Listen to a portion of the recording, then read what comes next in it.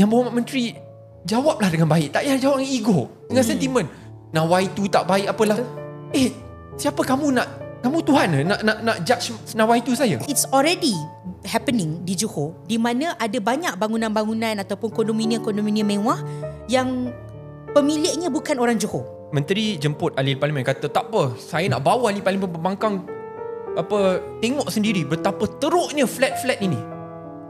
Dia tak faham masalahnya bukannya kita nak pergi, alamak, flat ni bagus, moden, mewah. Siapa yang bertanggungjawab untuk menyelenggara flat-flat tersebut? Johor ni sangat dekat dengan Singapura. Sangat-sangat dekat. Nak datang sangat mudah.